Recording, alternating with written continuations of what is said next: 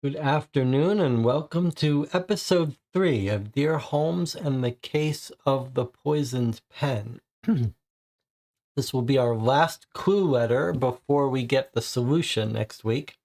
I should say I have not gotten the solution letter in the mail yet, despite delaying our playthrough of this for a month.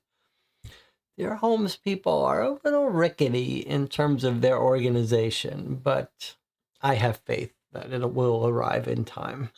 It's December 1st, 2024, 1 p.m. Central Standard Time. Broadcasting live from Champaign, Illinois is Co-op for Two, and I am your host, Jesse Reichler. Let me check in with the chat and see how everyone is doing. I'm trying to go against the grain. The YouTubers always have their first catchphrase. They always start their videos the same way. It makes complete sense, but we try to go by the seat of our pants here. YouTube says 16 concurrent viewers. I don't know why that would be. Why should there be 16 people here? There shouldn't. You should not be watching this if you haven't seen the previous 2 episodes of The Poison Pen. And I know 16 of you have not. That's okay. You can hang out until we get started and you catch up on then you stop watching. You could catch up on the other 2 letters. But in 2 weeks, we'll be starting a new case. Happy to have you join us for that. Before we get into a recap of The Poison Pen and how this last letter threw us a bit for a loop, let's do a little bit of bookkeeping. Last night on the stream, we played part 2 of A Midsummer Night, the 3rd and final box, maybe not the 3rd released box, but the 3rd box that we've played of Time Stories Revolution. And I loved it. I really did love it. It was a surprise how good it was. I'm reading the reviews. People definitely did not have a universally good time with that box. And it does, this whole board game rating system and the way we recommend games, it's all It's broken in a whole bunch of ways, but one of the ways that it's broken is these games are very subjective in terms of whether you'll enjoy them. If you have a good group and you're in a good mood and your expectations are low, you can have a great time with a game that probably you would not like if you played it while you were in a bad mood with a bad group of people with too high expectations. So I don't know what we're doing. When I review a game and I say it's great, am I doing harm by setting expectations too high? I don't know how to fix any of that. I guess the only way to fix it is just that we're all on our own responsibility to not let positive reviews set our expectations too high. All right. Rob says, at the moment, episode 1 has 166 views and episode 2 has 107 views. So there could be definitely 16 people. Those YouTube views, notice that word they use, view. No one watched. 166 people did not watch episode 1. That's like 166 people accidentally clicked it and left it playing for more than 10 seconds. So, but getting back to reviews, I finally caught up on reviewing the games we've played over the last couple months. I posted a long review for War Story several months ago. I was very happy with that review and just left it up for there for a while. And I finally gotten around to reviewing the games we've played since then. 12 of them. I recorded 12 short reviews and I've edited 9 of them. And I have a couple more to go. The first one is public. That's for Guilty Monaco 1955, which I also loved. So that video is up if you want to watch it. Spoiler-free review, of course. And if you are a Patreon supporter of this channel, you can see 7 or 8 more reviews that have been edited and uploaded to the early access playlist.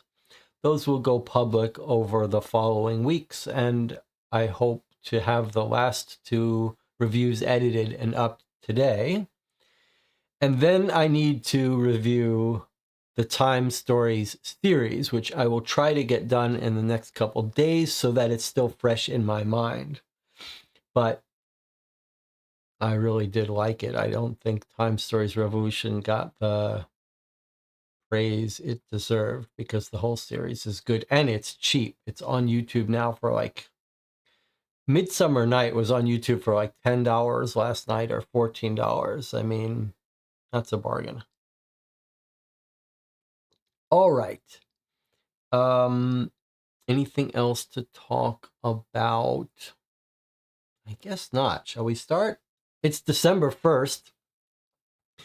Is anyone doing anything interesting over December? Do people have traditions? I was thinking maybe I'd spend December trying to get in better health. I recorded these reviews. 2 things jumped out at me from these reviews. One is I'm saying okay much too much, like at the start of every segment. So that's gonna, I'm gonna put my new system is I'm gonna have on the board here behind the camera some words to reduce the quantity of speaking. And I need to start eating a little bit better. So dehydrated whenever I'm on camera. I don't know what that's about.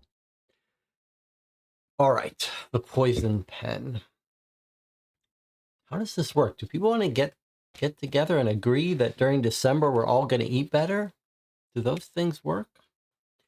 We are scheduling a playthrough of finally Razorhurst Blood Alley, the follow-up to a game called Razorhurst by John Keane, a free print and play game that we played a year or 2 ago and loved. It was actually influential on the game I've been working on, New York Noir.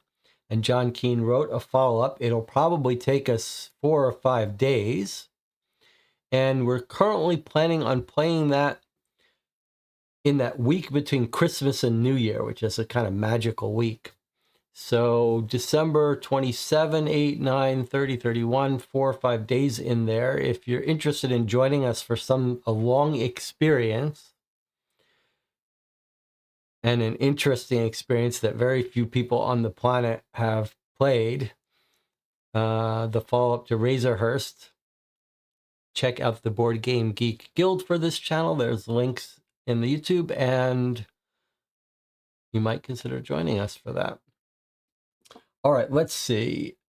Debbie says, December is not a good month for eating more healthily. That's true. And it says, I can see Vienna Connection. I feel nostalgic. That was the first live stream I joined. Feels like ages ago. If we had known that we were only going to get one Vienna Connection, I would have favored it a little more. Ignacy Trevicek, the person behind Portal Games and the designer of Detective Modern Crime board game, co-designer, who brought us Detective and then Vienna Connection, he should be brought up on war crimes for what they've done there. They introduced Vienna Connection, which was amazing, and then they went right from that to Dune House Secrets, which was terrible. You can see my long review of why it went wrong in so many ways. Then they said that was the first part of 3, and then they just completely abandoned that project. And now they're doing Imperial Miners. They're just milking that Imperial game for all they can. It's just a tragedy. Tragedy that we didn't get more Vienna Connections. All right. Gift knitting. All right. So, the poisoned pen. An old friend of Holmes has written for help. He's living in America, but he went to school with Holmes, high school or college. He's now a banker. He reminds Holmes of an incident when they were kids. He was accused of robbing. He was accused of robbing money from the school, mail order, whatever, 4 pounds, 3 pounds, but it haunted him. And Sherlock Holmes was the one who cleared him as a child and identified the real culprit, which was a guy named Hunter. But all of a sudden, our guy here, whose name is Froggy Fletcher, the friend of Holmes, he says, my past has come back to haunt me. I was courting a woman named Hendrika Arden, along with several other men who were vying for her attention.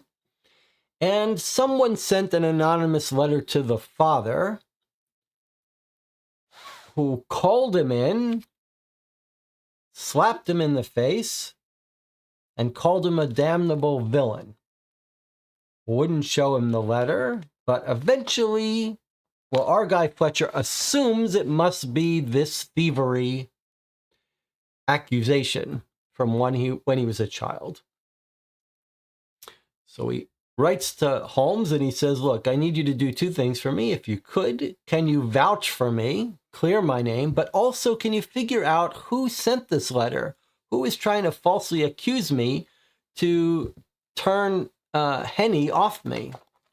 And he says, I'm going to give you 3 other men who are courting Henny that could be potential suspects. Robert Bonner, Carl Dempwolf, and Clarence Gray. And Henny is the daughter of a couple who own one of the biggest farms here in this Boston area. And so one of the men who are courting Henny is the son of next door neighbors who also own a farm. And our guy, Froggy, says, you know, if they got together, they would be one of the biggest farms in the area. So there's a real financial incentive for those 2 to hook up. Carl Dempwolf Another suitor is a newspaper guy, terribly ambitious. He wants to be the greatest newspaper man there is.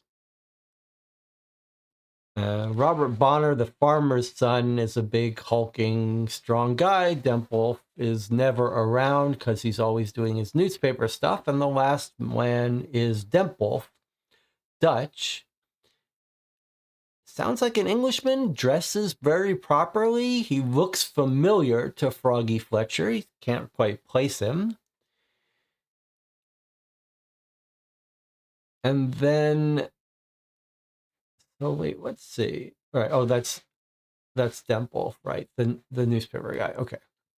And then the third guy is Clarence Gray, who's this mysterious guy. No one knows his background or what he does for a living.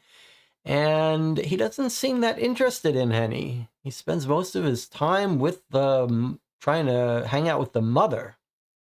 But he doesn't understand it, except Henny really likes him, talks about him all the time. He makes her laugh. Okay. So then he reminds Holmes of what happened when he was accused. And he says, remember, you helped me out. I moved to America. I spent 6 years roaming around, got in a little bit of trouble, but nothing serious, and quickly ended up here in, not Boston, Baltimore, Maryland, at this bank where he's a manager. And then he encloses this newspaper article that's contemporaneous with when he was accused of stealing the money from the school. Published in a newspaper, The Times, a well-respected paper, from 1872, and you notice that it mentions the amount. It has the name of the school blanked out and doesn't mention any names. So already we got a problem. Like, who could trace him to this if it never mentioned his name? Like, if you did a search, or there's no internet search anyway, but it was never posted who did it. Okay. We were very suspicious with the first letter that the anonymous letter even had to do with this theft. This guy, Froggy's convinced they must be telling the father about when I was accused of theft. We said, it can't be that. You wouldn't slap someone in the face and call him a damnable villain for stealing 3 pounds. In our, was that our? Yeah, all right. In our second letter, which is, well, all we've got is 2 letters. In our second letter, Holmes has written back and said, you thought that maybe Hunter, the kid that was accused, the kid that really did the theft, might be behind all this. And we thought, is it possible Hunter has traveled to England and taken on a different identity, whatever. So anyway, Holmes writes him and says, hey, Hunter died of apoplexy 2 years ago, so it can't be that guy that really did the robbing. And he's like, are you sure? That's really a shock to me. This is Froggy Fletcher writing back. And he says, I'm especially surprised to hear that because I had this weird coincidence when I was helping my neighbor deliver furniture. I mentioned Carl Dempwolf, and he said, well, Dempwolf, you know where that name comes from. Wolf is wolf, but Demp is hunter. Dempwolf means hunter. So he says, oh, maybe this guy, Dempwolf, the newspaper guy, maybe he really was Hunter, the kid who really did the robbing, who got kicked out of school when Holmes proved it was him, his nemesis. And then he talks a little bit more about Dempwolf and how last year he was digging into a decades-old story. Could that be the story of our guy, Fletcher? We don't know. And then he talks a little bit more about the other suitors. He says, take Carl Gray, that we didn't hear much about. I've never seen him so much as steal a glance at Henny. He never dances except with Mama Arden. Never makes small talk except with Robert Bonner. And then, I don't remember if we paid attention to this. Papa Arden watches him like a hawk. It's all very strange. That is strange. I don't know what that's about. He says, I never told him anything about my past, so no one should know that I was accused of stealing. And then he said, Okay, now let me tell you. Now he writes to say about this odd meeting he had with Bonner, one of the suitors, and with the Arden, the father who slapped him in the face. He said, 2 days ago, my manager was absent and he had to do the appointments, including a meeting with Arden about Arden's loan, the father who owns the farm. The father comes in. He says, I need you to give me another loan. He talks about the history of why these big farms need the money, because the winter of 86 was terrible. Everyone lost crops. Not that uncommon that they would need loans to carry them through. The manager of the bank said no to the loan extension or more funds. And it was our guy, Froggy Fletcher's job to tell him no.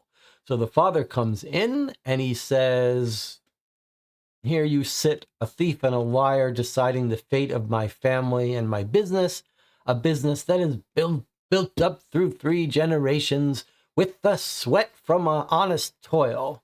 The sort of toil, sir, I'll vouch you and your kind know nothing of. I should not be surprised that a thief like you would think nothing of taking the bread from my table. Okay. So he says, how would you feel if I took this letter I got accusing you of being a thief and I put it on your manager's desk? You're going to be fired. And our guy, Froggy Fletcher's in shock. He's like, is he really going to do that? He's trying to blackmail me or something? And he says, I'm not going to give you the loan. It's settled. If you want to go leave the letter and break your word that you said you would give me a chance to rebut it, go ahead. And the guy throws it on the desk and leaves. Before he even gets a chance to look at it, the next meeting comes in. It's the father of one of the suitors, the next door farm. He says he expected him to be upset and ask for more loan, but he didn't have a care in the world. Why? Because it looks like his son is going to marry Henny and everything's going to be fine. He's like, once we marry into this family, we're going to have plenty of money. He's going to save the family. Looks like his farm's in trouble, Farm Bonner, but it's going to be great now that they get married. He mentioned something that we picked up on, the Gray affair. That's one of the other suitors. What is the Gray affair? We don't know. Something happened to Gray, one of the other suitors? We don't know. But this guy's, Froggy is in shock about all this. He doesn't sort of make the connection, but he's in shock that this guy's in a good mood. And then he gives us a little bit more of history about the banks need money. Mild winters. I guess he's giving us more information about this recent storm where all the farms suffered. Crops were ruined. The cattle took the brunt of it. Very picturesque scene of struggle in the olden times with the farms. So it's no surprise that the farms struggled and need money. And that he's saying how he met Henny. And in that old winter when he first met her, the farmer came in, needed money, and he became friendly with the family and eventually recused himself from their contract. So he's not the main person who's supposed to be dealing with this farm. And he says how he met them and met Henny and sort of fell in love with her. And he tells an interesting story about meeting the mother. And the mother says when he meets the mother, what do you bring to Farm Arden, Mr. Hawthorne Fletcher? Such an odd question. I wasn't sure how to respond. So I said something about a banker's priority being to help customers plan for the future. Our future is in the land, she replied, and I will do whatever is necessary to protect it. So the mother is very no-nonsense. It was her family that owned the farm originally. It's clear she doesn't want her daughter marrying for love. She wants to have the family farm protected.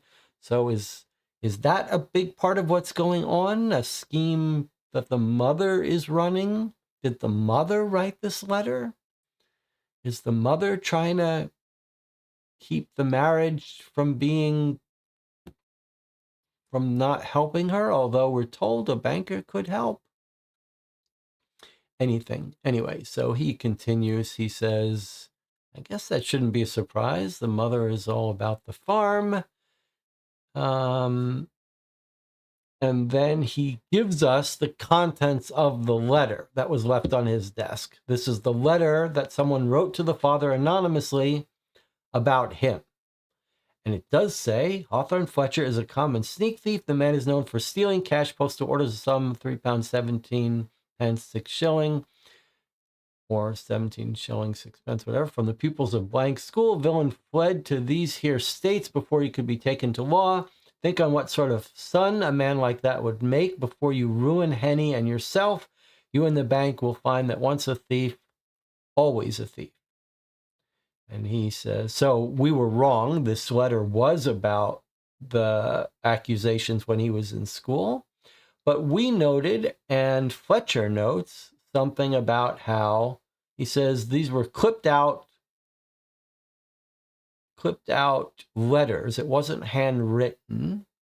Letters taken from the Sun, the largest circulation paper, and one that Dempwolf works for, I think. Arden said it had been folded and slipped under his door. No one saw who delivered it, but noticed the wording. So a bunch of things that means. First of all, someone who lived nearby or in the house, if it was the mother, has written this, dropped it under the door. So either someone who stopped by the house or someone in the house did this. They were afraid their handwriting would be recognized, so they went to the trouble to clip these things out. And it's very close to the newspaper article. It mentions the exact sum from the paper and has blanks exactly where the newspaper article from 72 had blanks, as if someone was just copying it. And then there's some language here. It says, this here states, these here states. It sounds like it's maybe someone without that much education. And also we noted that they refer to Henny by her nickname, Henny. Someone who's close and knows Henny. And that's where we've left letter 2. That's a long recap. I probably should have saved that for next week. But let's check in with the chat. Hunter shouldn't have a motive against Froggy. If anything, you would want revenge on Holmes. But who else could know Froggy is the boy in the article? Brother, yes. Is it possible it's a... Is it possible it's a relative of Hunter wanting revenge? Or is it possible that the newspaper man who wants to be, like, is dedicated to being a newspaper man, Dempwolf,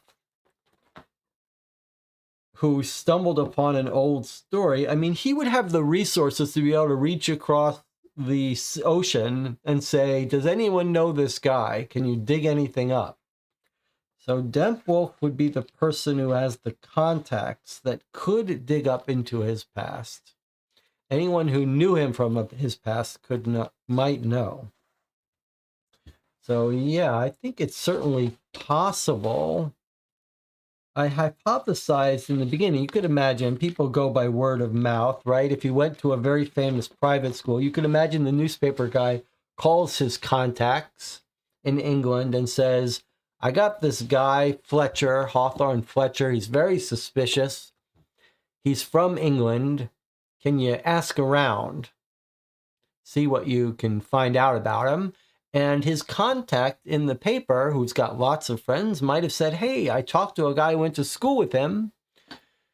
Anyone who went to school with him would have heard about this story of being accused. And he could say, yeah, he said that he was accused of robbery, of thieving, and in fact, there was a newspaper article about it, and I'll dig it up and forward it over to you. So, Dempwolf, the newspaper guy, he could have found it. But there's something fishy going on with these suitors. They're all after the money. I don't think they're really after Henny. I wonder if, remember, the newspaper guy is close with the mother. I really wonder if the mother is working out a deal if the farm's in more financial trouble than it seems, and if the mother is arranging ways to ruin the marriage. Now says, I don't know if Froggy dared to report a nobleman's son and shamed him. I guess it could be Hunter's son who's heard about the boy who caused their downfall. Does the age match? This is kind of important. Macon Leary is saying the same thing I'm saying. The age is wrong for a son, surely. I think that's right, because look. Carl Dempwolf is a newspaper man. Okay. And he says he's very ambitious. He's always late, so he doesn't seem to be that interested in Henny. And he says he makes Henny laugh, spends his night chasing a story. He's Dutch. I thought we were told he's older than our guy. Maybe that's Gray. I'm very curious to hear about Gray, though. All right. I wonder if the farms aren't in worse shape than our guy Froggy Fletcher knows.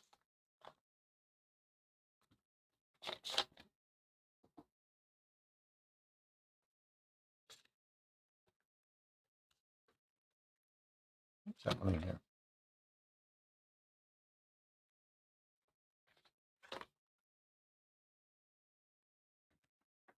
On it.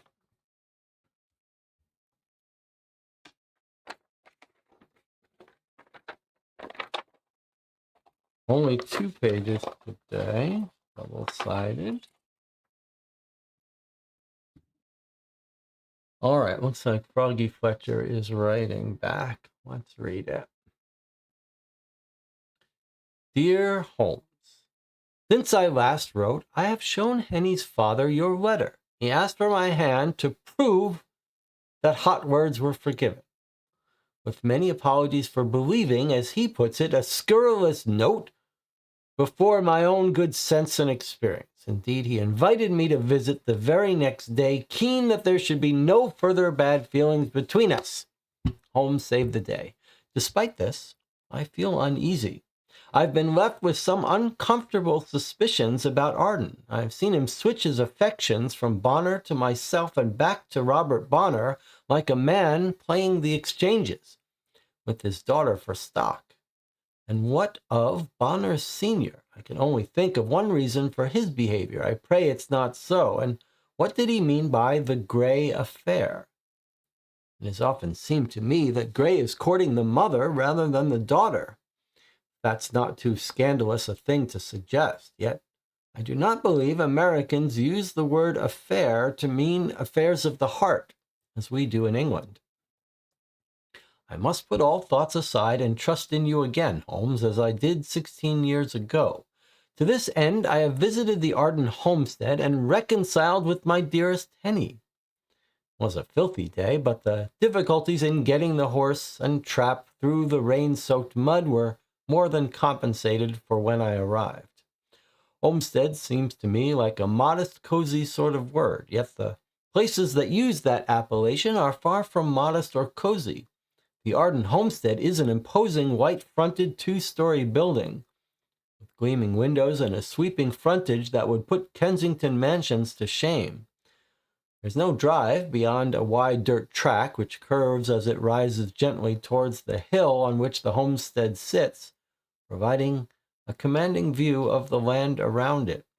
The journey along the driveway to the houses takes 10 minutes, providing ample opportunity for the sheer scale of the land, house, and farm to overwhelm one. I was greeted almost as the prodigal returning. My carriage was noticed instantly, and the 2 farmhands cantered over to greet me. Well, bless us, Miss Henny will be fair delighted to know you're here, Mr. Froggy, they chorused. Oh, I said, pleased at their warm words. Has she spotted me already? They laughed in unison. Oh, you know how it is. No one comes or goes down the driveway without a horse, chicken, cow, and me or Joe here seeing them. Soon I spotted Henny pacing back and forth on the porch, and as my trap pulled up, she practically flew into my arms, declaring, This last month has been the worst of my entire life." I shall not be so vain to imagine that she'd been crying, but I confessed to feeling rather pleased at my reception. What man wouldn't be delighted to hear such a thing from the woman he hopes to marry?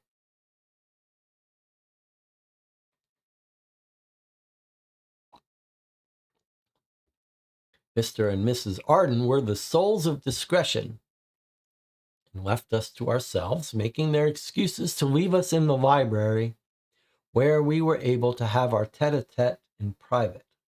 What I write now is, as ever, as accurate as I can make it. It seems she had no idea why her father had suddenly forbidden her from seeing me those weeks ago.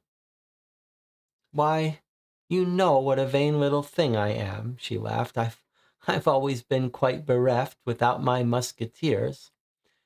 There was this business with Clarence, then suddenly you, and then Carl, and well, Robert is being his usual upsetting self. I laughed a little at that, for of course there are supposed to be 3 musketeers, not 4. Otherwise I was lost, and admitted as much.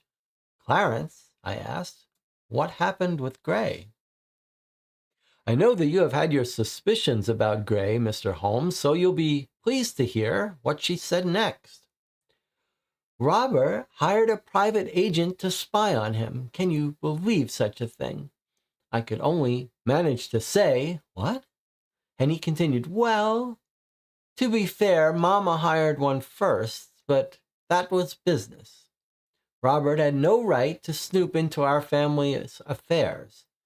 I asked, 'Why on earth would your mother hire a private detective? Why would Robert?'" Henny suddenly took on a serious, regal demeanor. "Oh, I can tell you that now, I suppose. You'll know, no doubt, that there has been an interest in expanding the rail line northwards for a long time. The Slate Ridge and the Delta Railway goes to auction soon. Whoever snaps them up stands to make a fortune, provided they can get the rights to whatever land they need to extend the line." I questioned what that had to do with her, and she responded, "Why, nothing, silly. This is about Clarence Gray. He's working as an agent for the consortium of investors who are interested in buying the railroad and making it a going concern again. Clarence approached Mama in private to see if the Arden farm would be interested in dealing with the consortium. But you know Mama's no fool. There are too many bunco artists looking to trick honest folk. So she had him investigated by this detective fellow. But he found nothing troubling about Gray or the consortium." I nodded as she spoke. "You see, farming isn't what it was. Profits are falling," Annie observed, her eyes glowing fairly. "The world is changing." She then lowered her voice to a whisper and continued in a hot rush. "So what's been happening most recently, Mama let the consortium know that she's prepared to grant access to the railway across the whole range. She won't sell the land. She'll never sell. But she's happy to give access in return for certain considerations. A railroad running through the farm opens up so many possibilities, do you see? We can get produce to market faster, sure, but it's more than that. Every railroad needs some homes and stores, a town. The consortium is quite ambitious," and he added, "and they're afraid that if some other group learns of their plans, they'll be nipped in the bud." She paused and confessed, "That's why it was agreed to pretend that Clarence Gray is interested in me, romantically." I nearly shouted, "He's not?" She scoffed, "Oh, good Lord, no. It's purely business." And Papa, well, he was never really happy about it. I think it's all too underhand for him. Never really trusted Gray either, truth be told. But Mama knows it's too big of an opportunity to miss. "Well," I cried, surprised at how alike to her mother Henny suddenly seemed. "It is a big opportunity, isn't it?" She nodded. "Could be very big." But Robert, well, he's a jealous sort, you know. He spotted the detective hanging around, as he puts it, and confronted him. Naturally, the private agent said nothing important, though he must have mentioned something about Clarence. Then, as always, Robert put two and two together and came up with five. And he let out a short laugh. He thought Mama had hired a detective to do some digging into Gray as my potential husband. So tit for tat, he hired a detective to do the same. I suppose knowing about your rival, or rivals, isn't such a bad idea, she noted with a sharp glance at me. Just after Papa had banned me from seeing you, he came to me, merry as a schoolboy. He boasted about how that meant I had only two options left. As he'd known for almost a year that Gray was an agent for the railways and was only playing on my affections to buy up our land.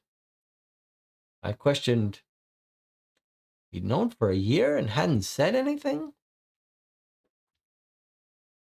Penny shook her head.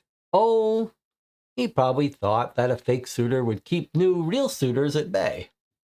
Honestly, the way he's been talking, anyone would think the bans have already been read. He's been quite unmanageable. Already? I asked, remembering what Bonner Sr. had told me at the bank. Oh, he's asked, of course. He's asked, of course, came her answer, then silence until I spoke again. And did you answer? She wrinkled her nose up. I told him the same as I have every other time he's asked. I'll think about it, she sighed, but Lord knows what he's told his parents. I suspected I knew exactly what he'd told his parents, but I held my peace. Did he say anything about me? I wondered aloud, anxious to know what else this detective might have uncovered. Like what? Penny asked, giving me another pointed look. I wasn't sure exactly how much to tell Henny, so I settled on something vague. Well, when I saw his father at the bank last Friday, sounded as though he was convinced I was out of favor with you. Well, my dearest Froggy, that's not so strange, considering Papa has positively banned any mention of your name. Even a silly thing like Robert is bound to notice that. But don't worry, she winked. If the detective uncovered any of your deep, dark secrets, Robert hasn't thought to tell me.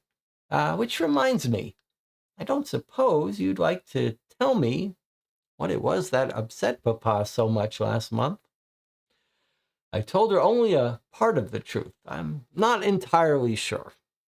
Then swore to her that she would know everything once I was certain of the details.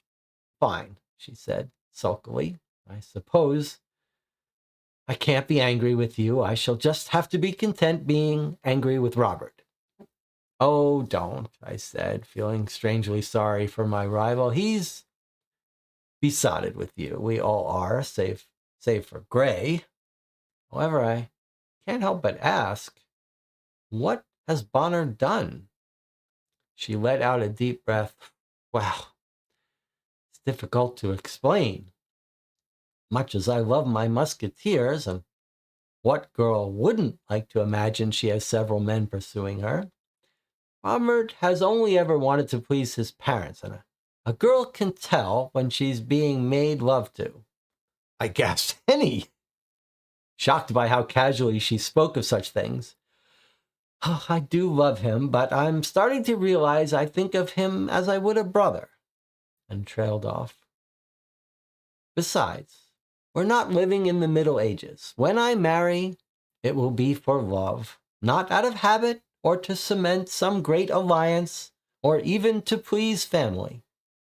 I'm a woman enough to know that Robert only says what he thinks I want to hear.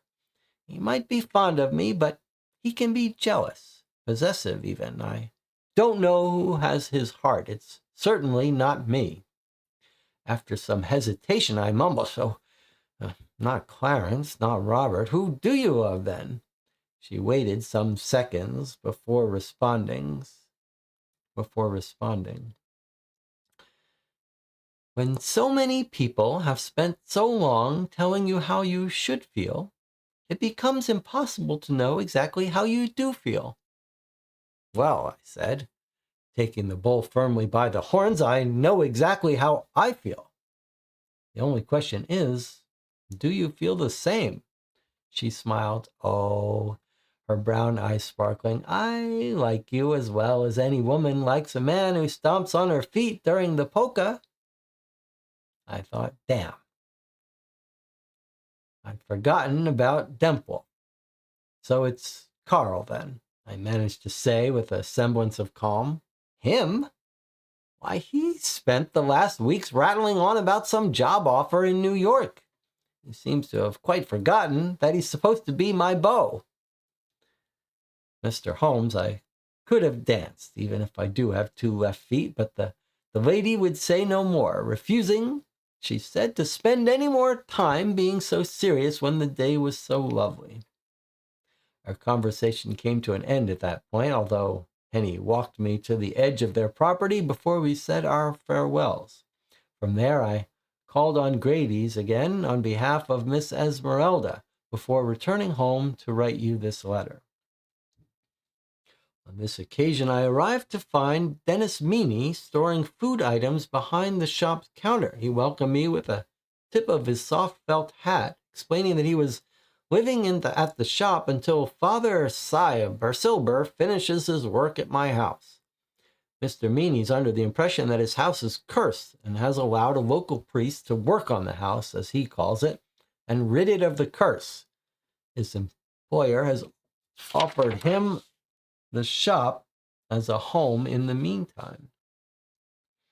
I made no commentary in regard to this, only asking for the special varnish Miss Esmeralda needed for her furniture.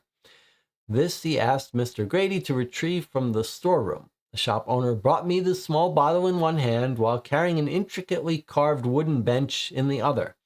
And with such ease that the bench seemed light as a feather, he handed me the varnish, saying, "You know, I thought of you earlier this week. Was reading the Sun, and one of the writer's names seemed familiar. Realized it was that Carl man you asked Dennis about when you were last here. You must know some important folks." I laughed, brushed aside the comment, and thanked them both. Meany responded with a salute, and only then did I realize the man was missing his left index finger, presumably an injury related to his work. Now, having no doubt tested your patience with the details of my domestic concerns, I come to your questions in the order you have asked. 1. My name. I have always felt the hyphen in my surname to be an abominable affectation. Such things may impress back in England, but here they seem so silly. Only those who do business with me at the bank know me by my full name. To almost everyone else, I am Frogspawn Fletcher, Froggy, to those closest to me, including Henny. Arden and Bonner. When I say that Arden and Bonner are neighbors, it is precisely so. Their farms sprawl over 500 acres apiece. Arden is to the north, Bonner's to the south. Both homesteads sit on the border between them. Indeed, they are almost side by side, so that the mistresses of each house are as perfectly at home in one as in another. No journey is ever short or easy here. Visitors must use the various dirt tracks that crisscross the land, their arrival being telegraphed by plumes of dust, the hellos of cowhands, and the skittishness of animals. The Arden Ranch is slightly larger and has an impressive lake to the east. The Bonners have no water of their own, but the lake is of sufficient size to satisfy both neighbors, and there exists such a seeming state of perfect accord between them that they've never felt the need for fences, nor does Arden deny his neighbor water or roaming rights. Despite this parity, the Arden farm has always been the more profitable. I credit that to Madame Arden, whose family has held the land for almost 100 years. 3, Dempwolf and Bonner. I don't know how long Dempwolf and Bonner have known each other. I can't even imagine how they met or what they find to talk about. Yet they're as close as two men can be.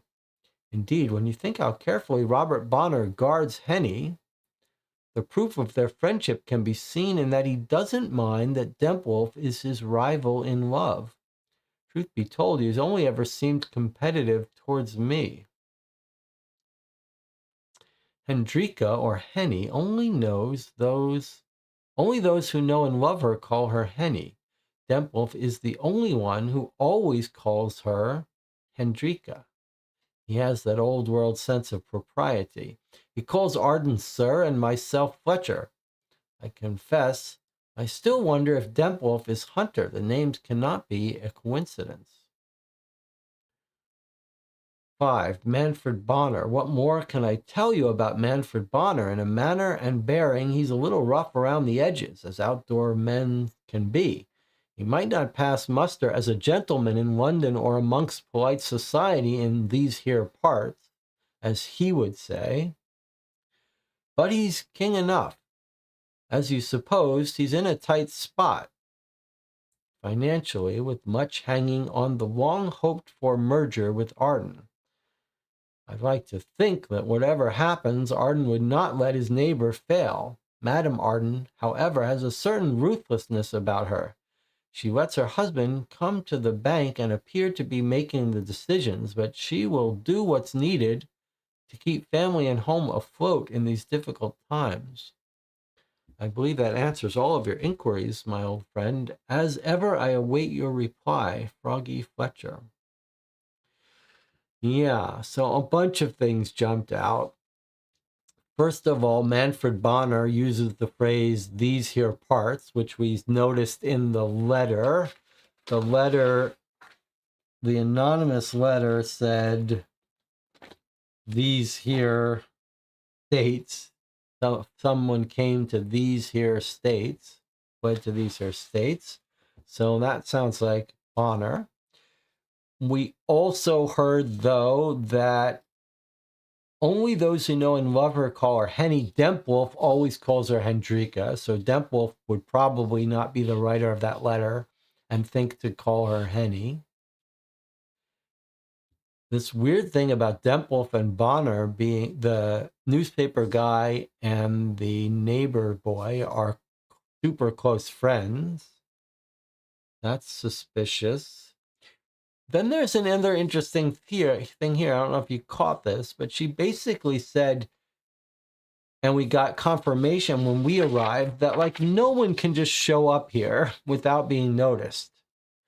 Anytime someone has to travel on the dirt road, people see the smoke, they're noticed. So another clear sign that whoever left that letter either lives in the house, if it's the mother, or is someone who would have dropped by anyway.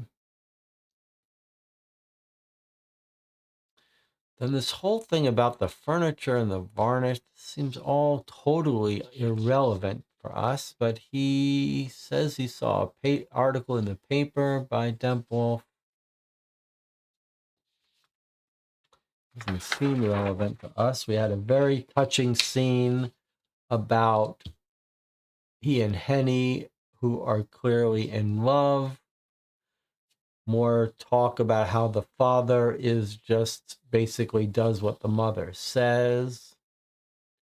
Some interesting discussion about the two farms being sort of dependent, actually, about Robert Bonner's farm needing the water from the Arden farm, but they're just given it freely. Maybe the Bonners worry that if the consortium builds an arrangement, he'll no longer have access to the water. And we're told that Gray really is not one of the suitors. He's working with the family to connect the farm to the railway, which would be huge business for the Arden family. And then we're told about the private investigators being hired.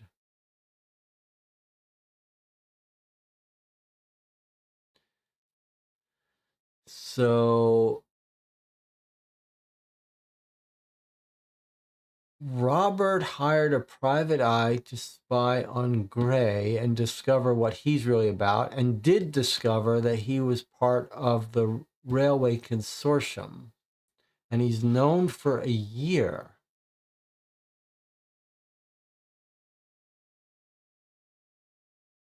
Robert is jealous, but he doesn't really like her. Robert put two and two together, came up with 5.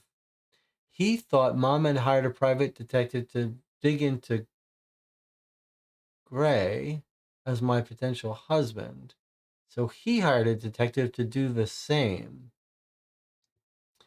Knowing about your rivals isn't such a bad idea. So it does sound like we're being told, hey, Robert may have hired private investigator to look into all of the rivals, including Froggy Fletcher.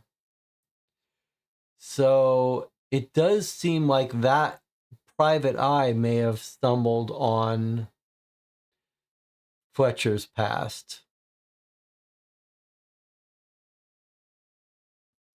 So is that the simple explanation? That the Bonners have discovered that a railway consortium is going to buy into the Arden farm and ruin them. They'll be left out of the lake water, and they're in financial trouble. So Robert Bonner, the Bonner family, has hired private investigators to look into all the rivals. That's when they discovered that about the railway, and that's when they've discovered that Froggy Fletcher has a past and are tried to use that against him. So is that it? Is it that simple?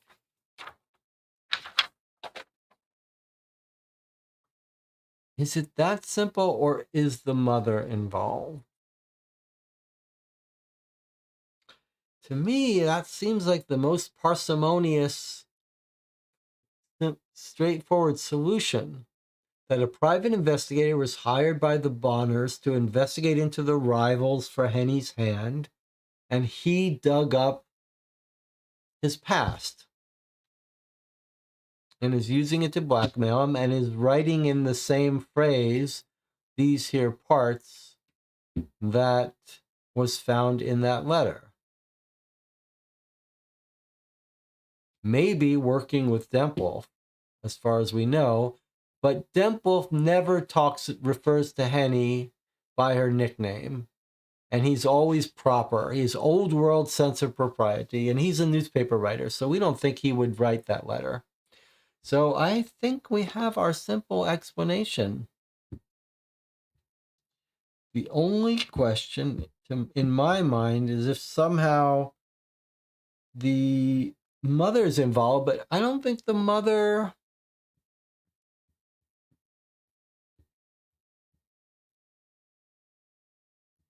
I mean, would the mother think that the two farms need to get together? I don't think she'd need to make up. Maybe we should think about it more psychologically. The mother is the force behind the family. She's not shy about it. She wouldn't make up a fake letter to get rid of our guy. She would just lay down the law. And Henny seems pretty smart herself. She might see the logic of it. So I don't think the mother is involved now. And Gray seems on the up and up. He was investigated.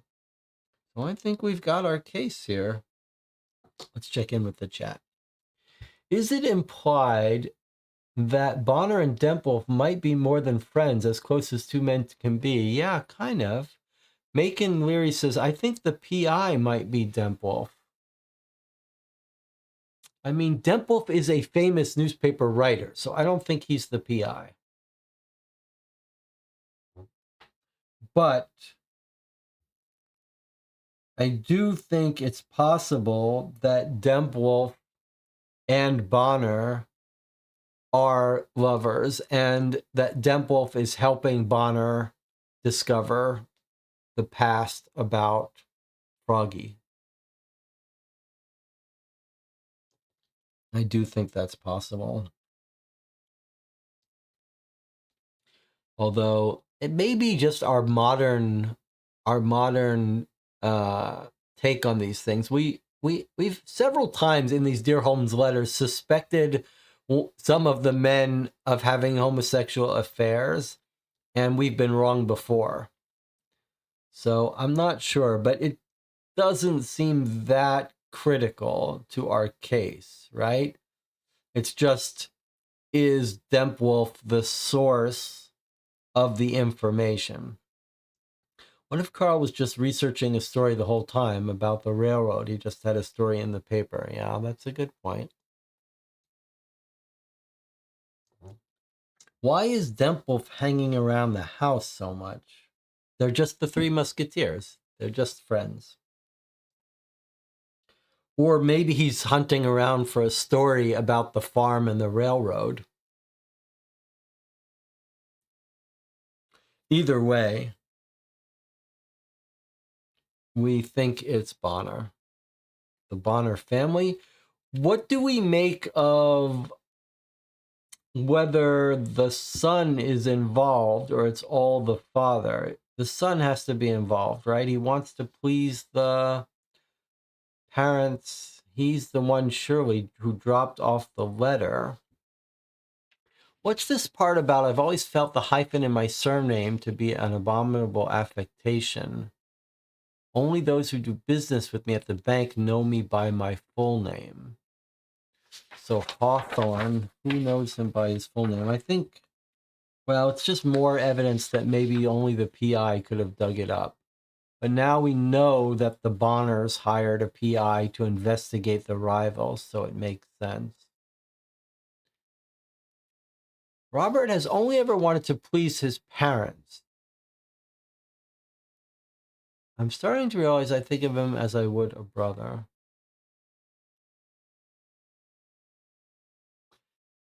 Now look at this.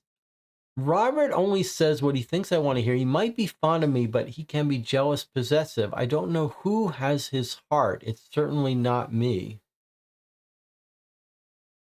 So I'm not sure what's going on with Robert. But Robert's trying to please his parents, and his parents need him to marry into this family.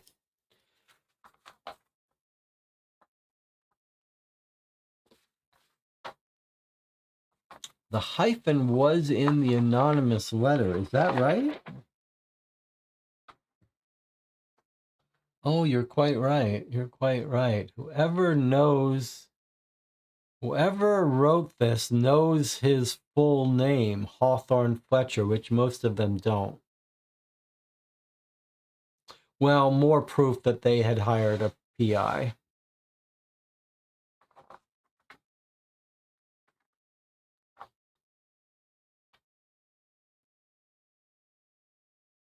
I suppose that's an interesting observation, because I think that suggests that even if you had stumbled on the old newspaper article, that would not give you this information. It would give you everything, but it wouldn't tell you Hawthorne Fletcher. So whoever dug up this information not only discovered this article in the old paper, but also uncovered his true name. That suggests, again, private investigator, which implicates Bonner or the mother. But I think it must be Bonner. What about the strangely familiar comment? Should we deduce something from that Demple knew about Froggy from their school days and is the source of information? Can you clarify the strangely familiar comment? Where we read that? I don't remember that.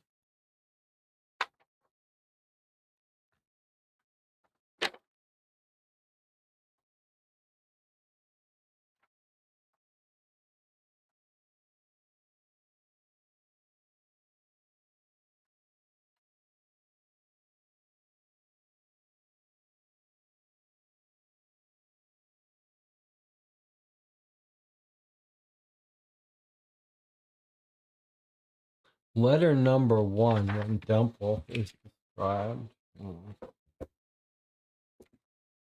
And let me see what you're talking about there.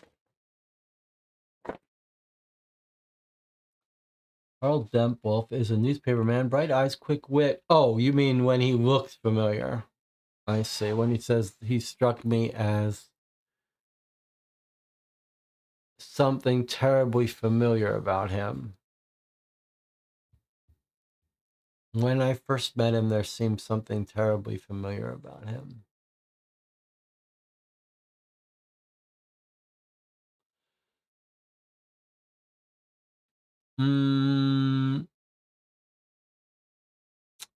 I think I'm reading that as just he dresses and sounds like an Englishman, clipped formal way of speaking.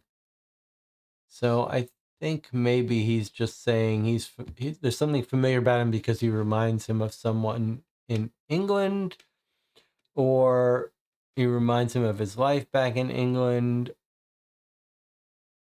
or